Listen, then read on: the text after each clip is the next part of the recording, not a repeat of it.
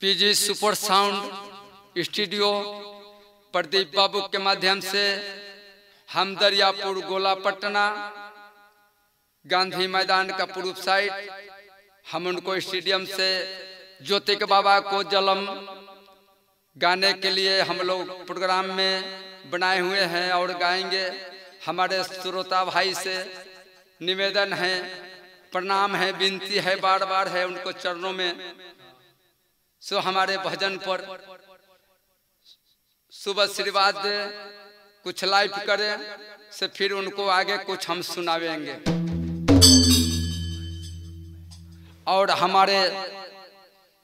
भगत जी कारिक बाबा के भगत जी वैशाली निवासी कैलापट्टी चंदेश्वर राय जी हैं, कारिक बाबा के भगत जी हैं। और हाजीपुर के महेश राय जी भुइया बाबा का भगत जी हैं। ये लोग का सहयोग से, ये लोग का माध्यम से हम स्टेडियम में आए हैं ज्योतिक बाबा को जलम गाने के लिए। हमारे मानर बाजक पर है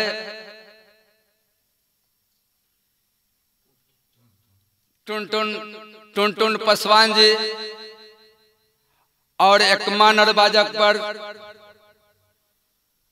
दीपक कुमार जी, और झाल बजवैया नन्हक पासवान जी, और एक झाल बजवैया रविंदर पासवान जी, एक झाल बजवैया विपिन कुमार जी। हमने के माता जी के एगो भजन गावत बनी का जी। आहा अरे कमरिया खोलिए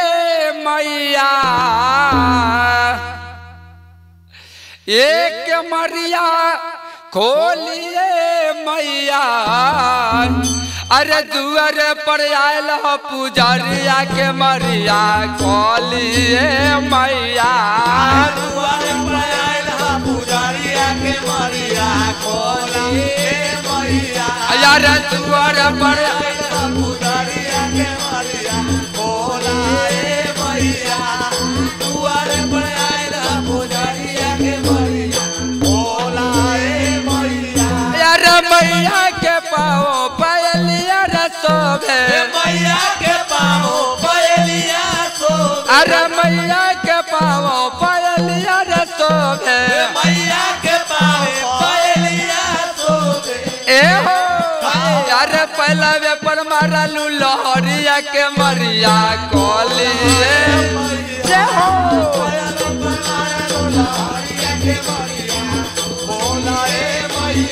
अरे पहला वे पर मारा लू लहरिया के मरिया बोलिए मैया, पहला वे पर मारा लहरिया के मरिया बोलिए मैया, एक मरिया खोलिए मैया, के मरिया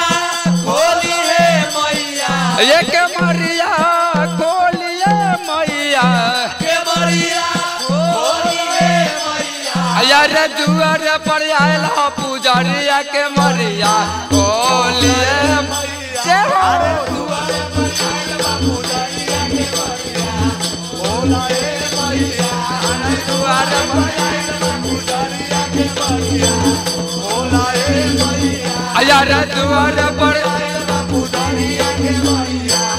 बोलिए मैया, अरे मैया के हाथों कंगनवा रसोभे, मैया के हाथों कंगनवा सोभे, आहो मैया के हाथों कंगनवा रसोभे, मैया के हाथों कंगनवा सोभे, ए हो यार कंगन पर मारलू लहरिया के मरिया खोलिए, अरे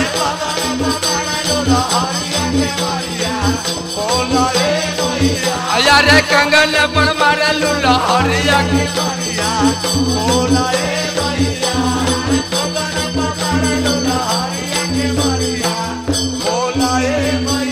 एक मरिया खोलिए मैया, एक मरिया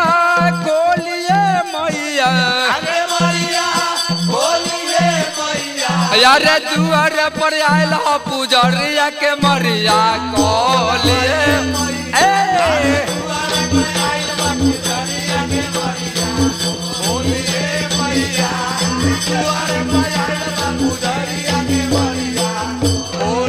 यार मैया के मांगो मंगती कवर शोभे मैया के मांगो भगवती कला शोभे ये हो मैया के मांगे मंगती कवर शोभे मैया के मांगो भगवती कला शोभे ए हो यार टिकावे पर मारलू लहरिया के मरिया कोलिए अरे टिकावे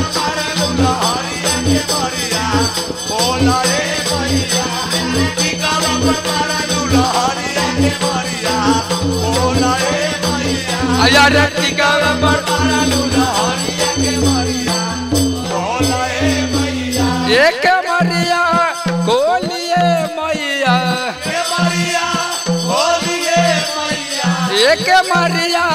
कोलिए मैया यार दुआर पर आयल हो पुजरिया के मरिया कोलिए आए दुआर पर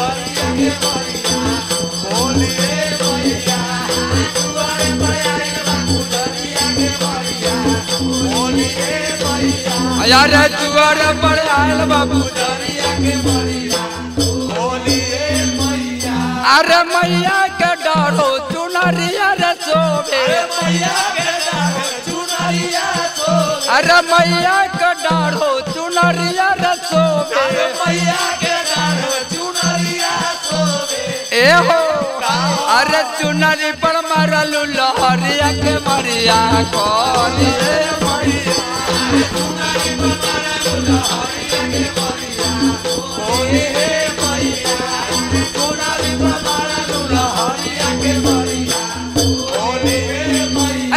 अरे चुनरी पर मारलू लहरिया के मरिया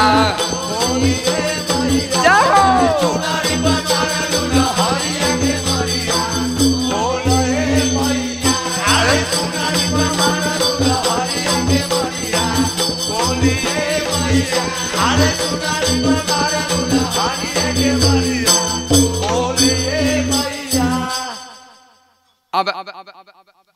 अब हमने के भैया माता जी के भजन करके और हमने बाबा ज्योति के महाराज के जलम गावे जात बनी हमने के तो बहुत सुनले बनी हमने के तो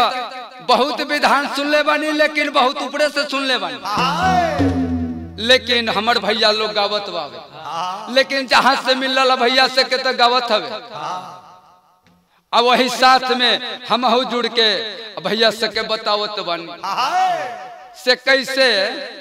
हमनी के है भजन पितर बानी के गावत बानी हमनी के लिखांत नहीं के गावत बानी हमनी के न रामायण गावत बानी न महाभारत गावत बानी और न हनुमान चालीसा गावत बानी हमनी के वो चीज गावत बानी जे हर घर में देव के बास पितर के बास सुखेला वो पितर के केंगावा मनावल जाला केहू के घर में काली बनी है तो कोई के गुरैया बाबा है तो कोई के सोखा बाबा है तो कोई के कारी के बाबा है तो कोई के गोविंद जी महाराज है अनेक तरह के देवता हमनी के भारत में हर घर में लोग के पूजा होता वो घर में के देवता के हमनी भजन गुण गावत बानी वो देवता के मनावत बानी वो पितर के मनाई घर में सुख शांति होई तब न कोई देवता बाहर से आई है का जी वो चीज के हमनी के कैसे कहे के बा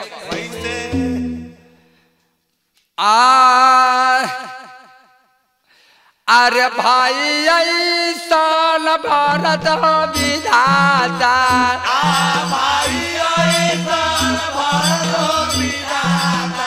ए भाई ऐसा भारत विधाता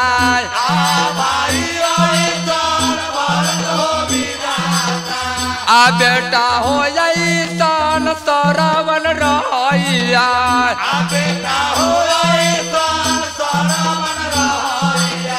आ बेटा हो ऐसा रहैया बेटा हो ऐसान सारा मन रहैया अरे चिड़िया रहैया लसुइया हो साथे माए ओ चिड़िया रहैया लसुइया हो साथे ओ चिड़िया रहैया लसुइया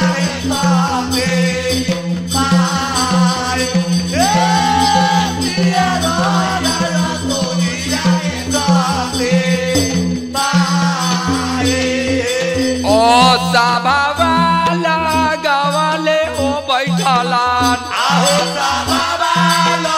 गवाले हो बैठलान आहो साबावाला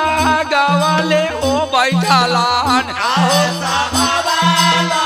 गवाले हो बैठलान आइंदर भगवान जी रहैयान आइंदर हो आइंदर हो भगवान जी रहैयान आइंदर हो भगवान जी रहैयान अरे सब लगल हो इंदरवा हो कावे लात रे सब लगल हो इंदरवा हो कावे लात रे सब लगल हो इंदरवा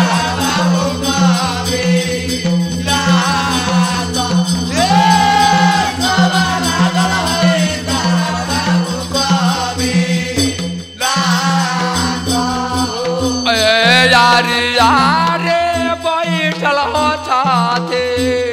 यारे यारे बैठल हो छाते ब्रह्मा विष्णु महेश जी रहैयान ब्रह्मा विष्णु महेश जी रहैयान आहो ब्रह्मा विष्णु महेश जी रहैयान ब्रह्मा विष्णु महेश जी रहैयान आहो बीच बैठैया इंदर हो भागाय बानर ओ बीच बैठैया इंदर हो भागाय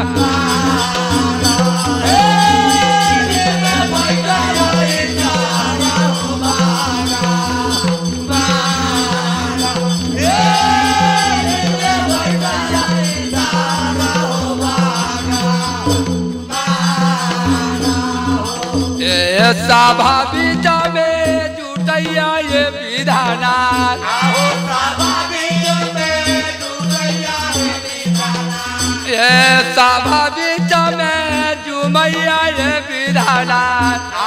सभा बीच में जुमैया ये विधाना आहो नानुआ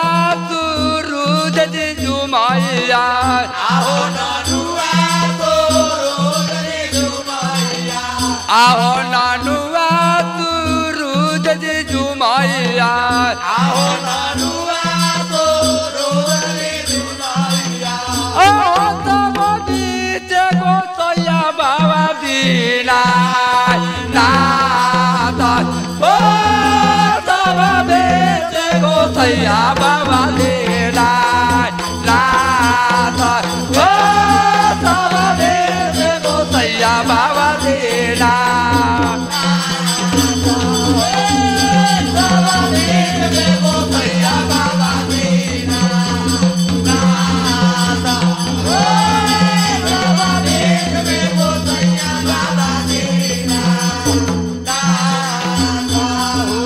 आहो बोलिया तो बोले बाबा दीनानाथ बोलिया तो अखलैया माला कारवा हो खलैया ओ चुल्ला बाबा हो इंदर हो भागाय बानर ओ चुल्ला बाबा हो इंदर हो भागाय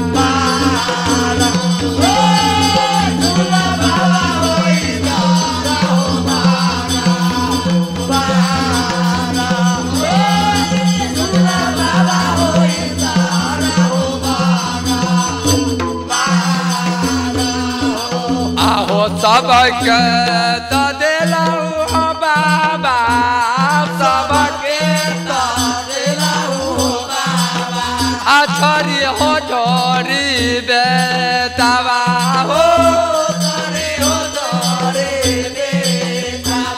हो दे दा बाबा हमारा हो छोरी दारा ओ दे दा बाबा हमारा हो छोरी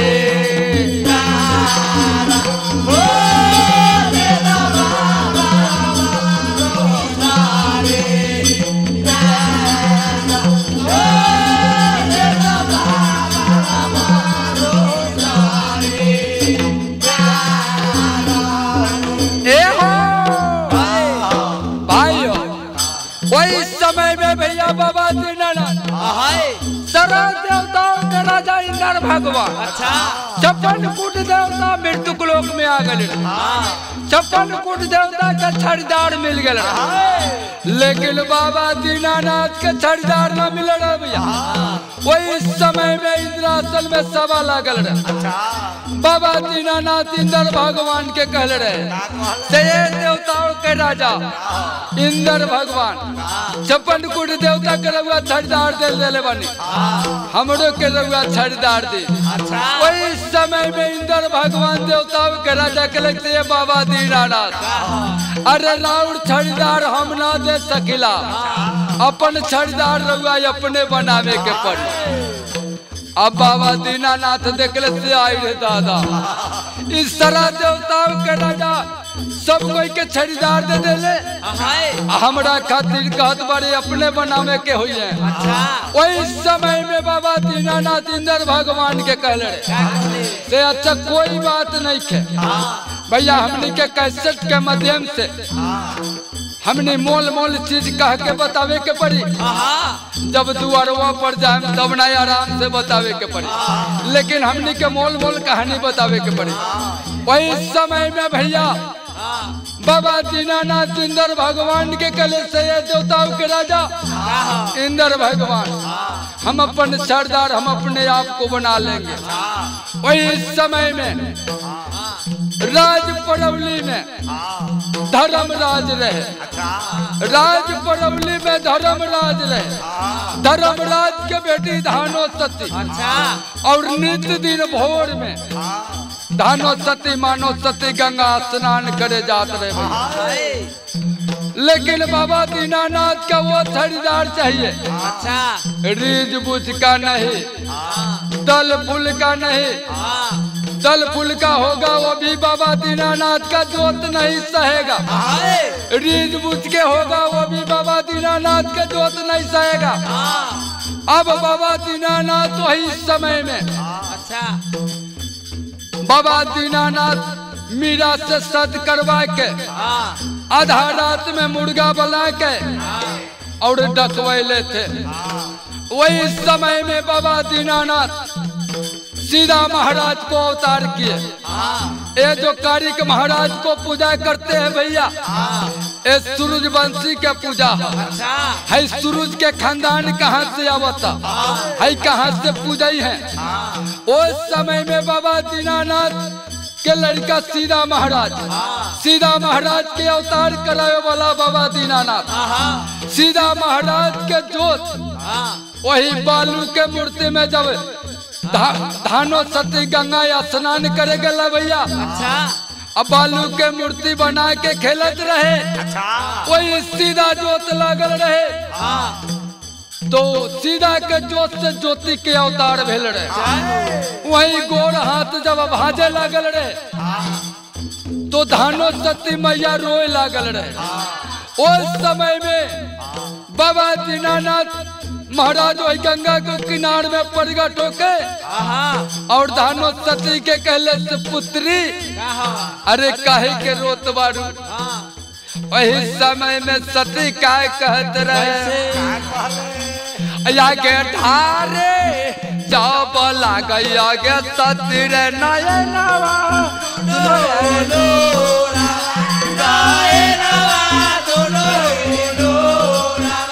ये नयनवा दुनो रे लोरावा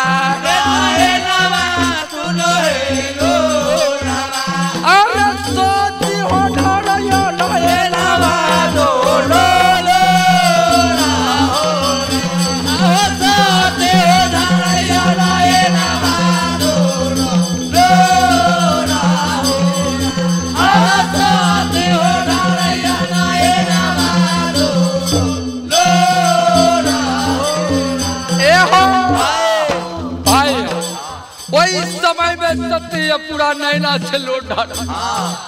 डर नैना से लोट डरत रहे। कदरत बाबा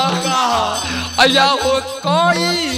से के जबई हो बाबा हो परौली दादा हो बारा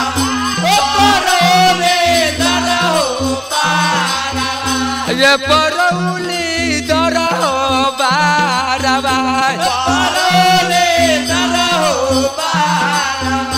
अरे कोई से हो जाए भाई परौली दादा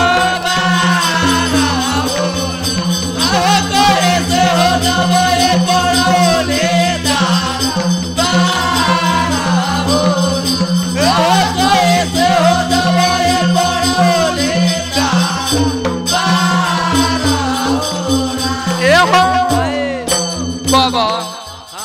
अरे हम बिल्कुल कुमार बनी। अरे हम शादी शुदा नहीं थे बाबा, बालू के मूर्ति बनाए के खेलत रहनी है। लेकिन का विधि के विधान बाबा दीनानाथ निकले है बालू के मूर्ति में प्राण डला गई है, गोड़ हाथ भाजता। अरे कैसे कुमारी अवस्था में राजपुरौली में लेके जाए अरे हाथी जब मारा तय हो बाबा ये नगरिया के रहो लोग नगरिया के रहो लोग ये नगरिया के रहो लोग नगरिया के रहो लोग अरे हो तेरा बड़ा तय नगरिया के लोग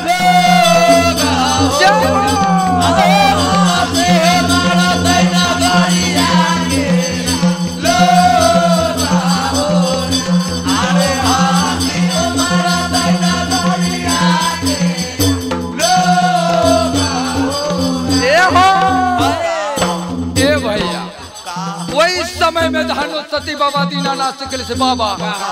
अरे कुमारी अवस्था में तो राजपुरौली में हमें बालक के ले जात पानी, हमारा नगर के लोग तरह हंस के मार दिए, अयारजात से प्रजा राजा शरीर सब हंस के मार दिए। कैसे जाए इतना बात सुन के बाबा दीनानाथ तर थोड़ी देवे जवाब सुना सुना हे सती तनी कहल बचल मान ला दिल कर जाए के बाद अरे हंसे वाला तोरा कोई ना मिली, हई बालक के तू दूध पियाईबू, हई बालक के दूध पियाईबू। अब कुमारी में कलेक्ट से बाबा अरे हम एकरा के केंगावा दूध पियाई, हम तो बिल्कुल कुमारे बानी, अरे हमरा दूध कहाँ से आई? कलेक्ट से तोरा दूध होई आ तोरा पड्डी दिन दूध पियावे के पड़ी। कलेक्ट से बाबा तो ये बालक के रखल कहाँ गई है? वही समय में भैया सीधा महाराज के घर कहाँ बनल रहे, वही समय में बाबा दीनानाथ सिंगल द्वीप में घर बनौले रहे। सिंगल द्वीप में जाके बाबा सीधा महाराज के कुटिया बनाए के वही ज्योति के महाराज के रखल गेल रहे। और प्रतिदिन धानो सती राजपुरौली से आके गंगा निहात रहे और रोज प्रतिदिन सुबह के जाके वहाँ दूध पिया के और पुरौली जात रहे। एक दिन के बाद भैया कैसेट के माध्यम से हली हली बोले के पड़ी। एक दिन के बाद बाबा दीनानाथ जाके धर्मराज से कहले धर्मराज महाराज अपना बेटी के रउआ शादी कर दी। धर्मराज महाराज कहले से बाबा दीनानाथ अरे बेटी तो हमार सामर्थ हो गेल हो, लेकिन लड़का के प्रबंध करी हम अपना लड़की से शादी कर दे। वही समय में बाबा दीनानाथ कहले से लड़का एक नंबर हो, लड़का में कोई कमी नहीं, रहे के कोई दुख नहीं, न खाए के कोनो दुख बा। कहले से कहाँ हो? अरे सिंगल द्वीप में। तो कहले से एक रघुआ रउए बानी, हम अभी शादी ब्याह न करा के भैया कहानी बता सकिला। यहाँ से डाढ़ हवे और आगे तकले डाढ़े बताए है। यहाँ भैया शादी भइल रहे धर्मराज के बेटी धानो सती और ने बाबा दीनानाथ के बेटा सीधा महाराज। सीधा महाराज से धानो सती के ब्याह सिंगल द्वीप में भइल रहे। 12 बरस धानो सती पुरौली छोड़ के सिंगल द्वीप में रहे भैया। 12 बरस जब ज्योति के महाराज जब टेवलक हो गई ले तब ज्योति धानो सती कहले अपना पति से, ए राजा जी, ए स्वामीनाथ, अरे हम जब सामने परौली तारा हो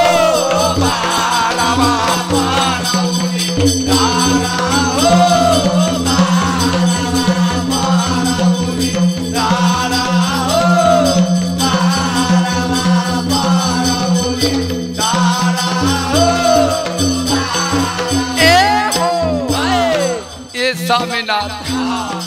अरे हमर बहुत मन घबरात हवे। अरे हमरा पिताजी से बहुत दिन मुलाकात कैला हम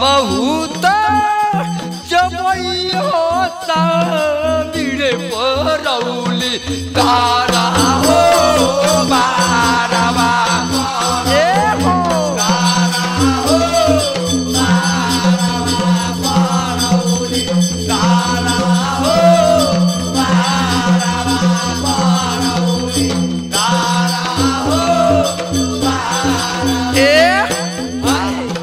स्वामीनाथ, हमरो लगल सामने भला दिला में होला सब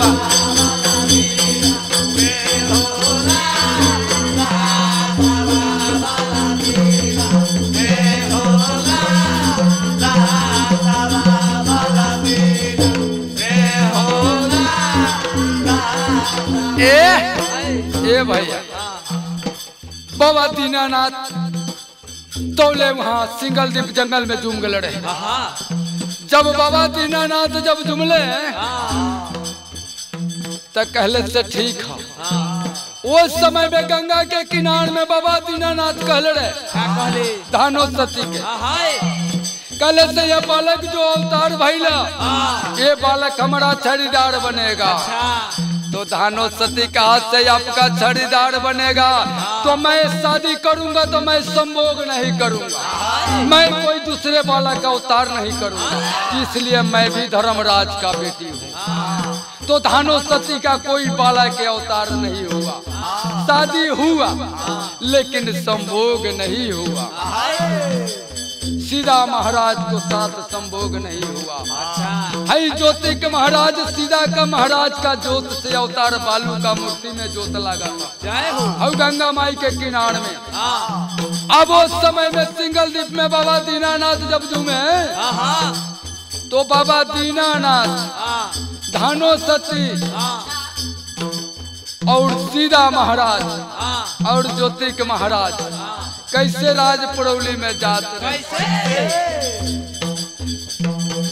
अरे चलल जाबा जाई जाबा बरे पुरौली तारा हो बारवा ए हो तारा हो बारवा पुरौली तारा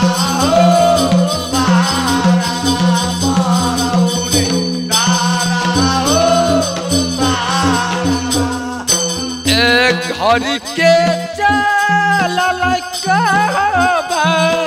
बरे बहरा वो पैरा हो बेटा से हो पैरा हो बेटा पैरा हो बेटा पैरा हो बेटा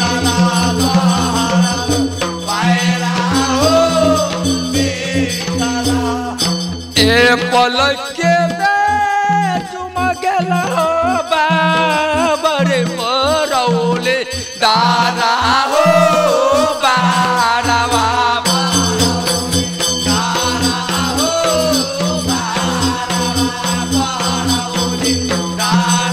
हो बारवा परौले दारा हो बारवा परौले दारा हो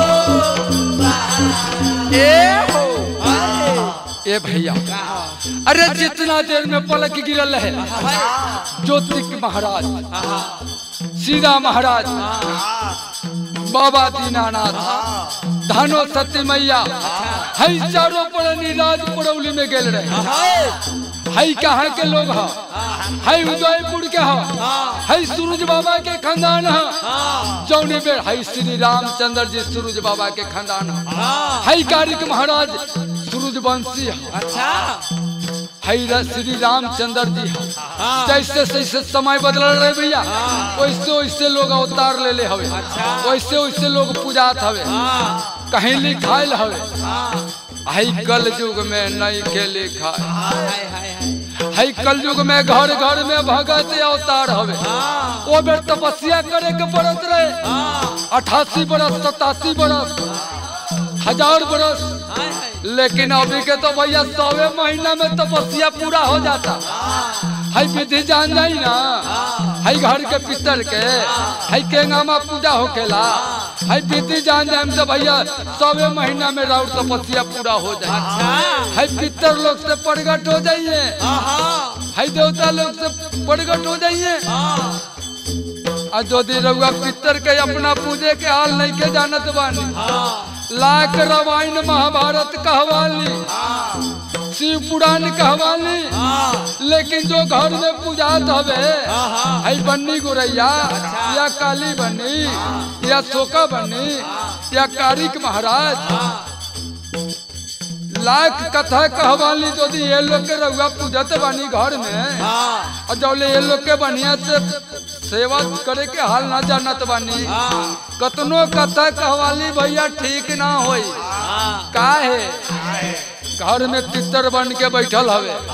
पहले तपस्या करे के पड़त रहे, लेकिन कल युग में कोई तपस्या ना, हमनी के घर में आके लोग बैठल हवे। हई लोग तो महाभारत रामायण गावता, हनुमान चालीसा लोग गावता। हई घर में के पितर के बानी कहाँ गावता? पितर के बानी ना गावता दशा का होई? अरे कहीं सर में दर्द होता, कहीं धवन भारी होता, कहीं कमर में दर्द होता, तो कहीं गोड़ के नस उठता, कहीं घर में फटा फटी होता। ये में तनको कमी ना हो। ये चलते पहले घर के पितर के मनावे के पड़े। घर के जब पितर के मना ले भैया तो शंकर भगवान भी मान जाइए, ब्रह्मा जी मान जाइए, विष्णु जी मान जाइए, वीर बजरंग बोली भी मान जाइए, हनुमान जी, 56 कोटि देवता मान जाइए। तो पहले घर में पितर के मनावे के पड़े, तब सब कोई मानी, आ न मने बतौले बीच में कोई न मानी। वही समय के बात रहे भैया। अरे बाबा जाबा जुमलइए दीदाला रे पोरौली दाना हो बारा पोरौली दाना हो बारा पोरौली दाना हो बारा पोरौली दाना हो बारा। भाई बाबा ज्योतिक महाराज, सीधा महाराज, धानो सती मैया, बाबा दीनानाथ चारों आदमी जाकर पड़ौली धर्मराज के घर में धानो सती मैया के बैठा के बाबा दीनानाथ कहले से हो अब हम जात बनी उदयपुर राज में। कहले से बाबूजी तो ठीक है बात कहत बानी, रउआ जाए लेकिन भेंट मुलाकात करत रहो। कलक से ये ला टेंशन कोनो बात के नहीं। जब हमर बउआ सियान हो जाई, दादा के प्यारा कौन होखेला? पोता। दादा के प्यारा के होखेला? पोता। दादा के प्यारा पोता। तो बाबा दीनानाथ के पोता ज्योतिक महाराज के अंगुली बुढ़ापा में धरावेला, पोता के अपना तैयार करेला। तो दादा के प्यारा पोता तो ज्योतिक महाराज बाबा दीनानाथ के पोता, सीधा महाराज बाबा दीनानाथ के बेटा। अच्छा। वही समय में जब बाबा दीनानाथ, जब ज्योतिक महाराज जब जवान हो गए भैया, तब बाबा दीनानाथ उदयपुर से आके कैसेट के माध्यम से कहत बानी भैया मूल मूल चीज कहत बानी द्वार पर आम तो एक एक ठीक के बात बता दे। लेकिन वही समय में बाबा दीनानाथ धानो सती से कहले थे ये सती ए पुतो अरे बउआ के हमरा छड़ीदार दे दो, बउआ हमरा साथ में रहिए, ई बउआ ज्योति के महाराज हमरा साथ में रहिए। अब सती कलक से आई रे दादा हाई अपना साथ में मांगा था, लेकिन इनकारा जौड़े जब चल गई हैं तो फिर हमनी के देखभाल कर। ये चलते एक आध गो हमनियों के तो जुगाड़ जाए का जी, जुगाड़ पूछता चाहिए। कलक से ये बाबूजी रउआ ठीक कहलियां ले जाए, लेकिन एगो हमारा पुतहो घर में रउआ रख दी। जैसे कहले से पुतहो रख दी तो बाबा दीनानाथ कहले से बउआ ज्योति के महाराज के ब्याह कर दो। कहले से तब ब्याह न करम, जब राउर साथ में चल जाई हैं तो फिर हमारा घर में भोजन बनावे वाला। वही समय में भैया बाबा दीनानाथ राज परसौतीपुर, अच्छा राज परसौतीपुर पलवल राजा के बेटी सती सुबह सतीयपुरा पलवल राजा के बेटी जाय के राज परसौतीपुर में पलवल राजा से बात करके कैसे बाबा राज परसौतीपुर जात रहे। कैसे हो जतरा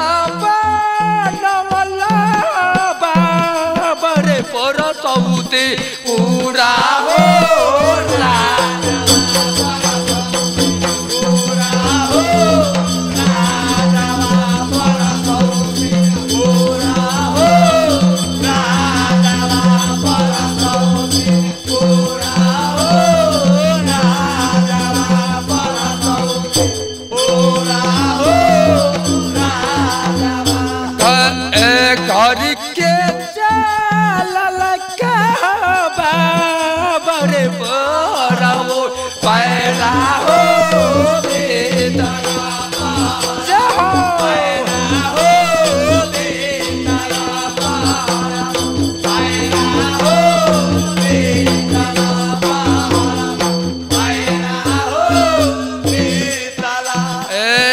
पलक जुमगला बड़े परसौतीपुरा हो राजा परसौतीपुरा हो राजा परसौतीपुरा हो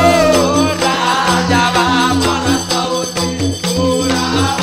राजा परसौतीपुरा हो रे घर पाए साली भोई अरे बैसाली परई हो थानवा बैसाली परई हो थानवा बैसाली परई हो थानवा बैसाली परई हो थानवा बैसाली परई हो। अरे खत जब बैसाली रे हो माँ का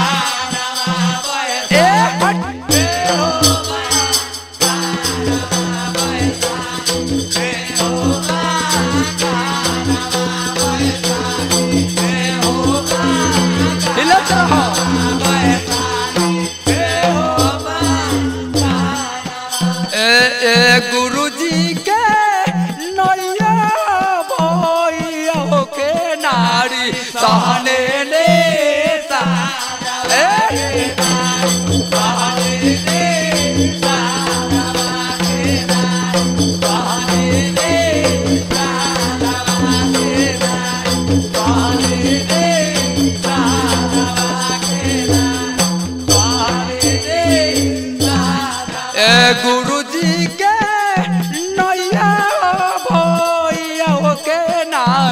सहनी ने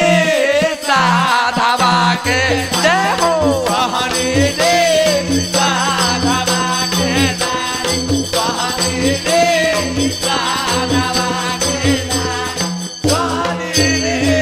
साधवा उह गुरु दिहलया भैया रे भलया की लाहोगे या नवाबा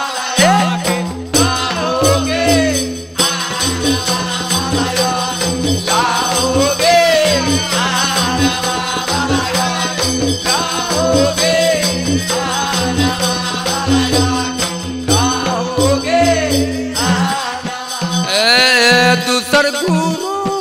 लगै भैया रे चंदेश्वर सहने ने साधवा चंदेश्वर सहनी ने साधवा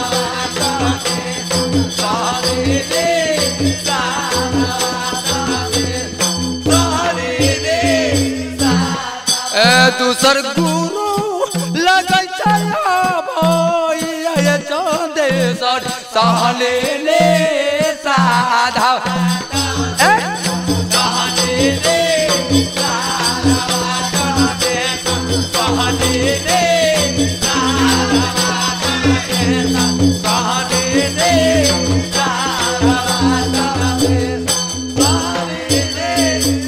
उह गुरु दिहलया भैया रे भलया की लाहोगे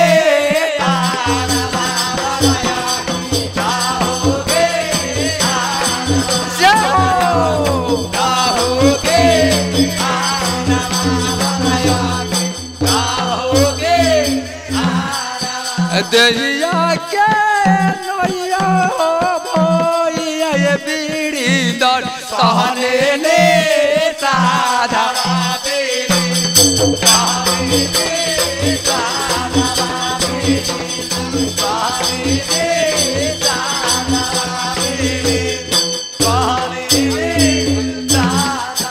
दहिया के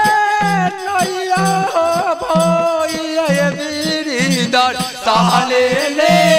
साधवा बीड़ी दर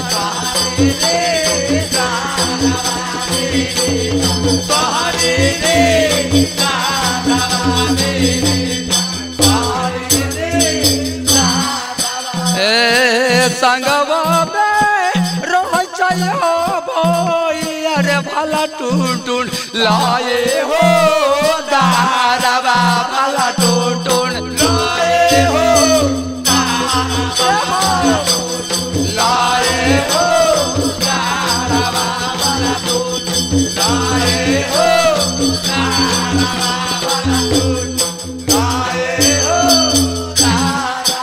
संगवा में रह भैया रे दीपक लाए हो दारवा दीपक लाए हो दारवा दीपक लाए हो दारवा दीपक लाए हो अरे संगवे में रह भैया ये रमींदर लाए हो दारवा लाए हो दारवा रमींदर लाए हो